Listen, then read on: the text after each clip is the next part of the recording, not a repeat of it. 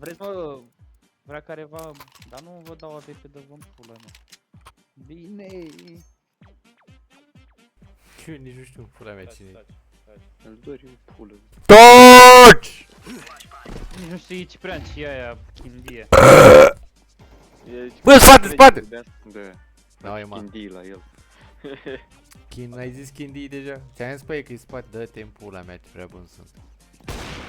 Ce flic, nu pot să cred.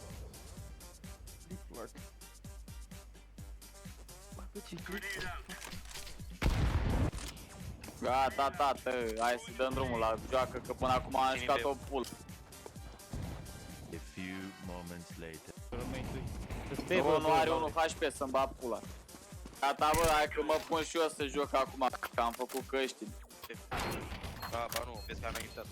Joacă de 2 luni în continuu și Și tot joc mai bine decât voi. Dar meciul ăsta stai în pula mea, că mă ocupam cu căștile astea. Da. Bă, 2 City, 3, 2 City. Mă pune viața la încercare. Miroase a căcat. E la tine, putu-te în gură. N-am văzut. Bă, ia taci o leac. Să-ți arate maestru acum cum să tragi. Vezi, drag, poți mergi geamul la mașină. Ia-ți vezi cum ne arată. Bă, bine că ai pulant cu aia, gata.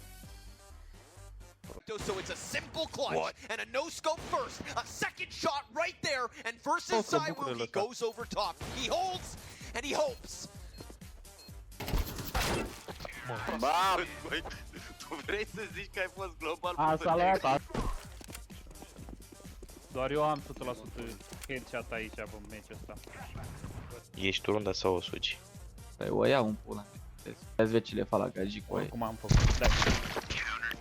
Păi dacă vorbești ăsta cu aia, nu-l aud ca lumea. Am bar. I-a dat taserul lui Bucur. Bucure, ți-ai luat taserul? Îmi iau acum vecii, dau ăla pe camera și pula morții. Da, el tot acolo stă. Păi ce crezi că stă? Unde crezi că stă? Ce crezi că stă? Unde crezi că stă?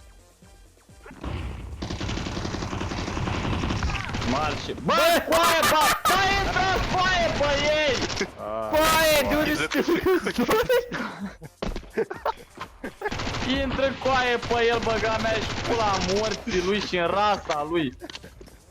Coaie, dar sunt două! Bă, dar nu mii, bă, coaie! Bă! Bă!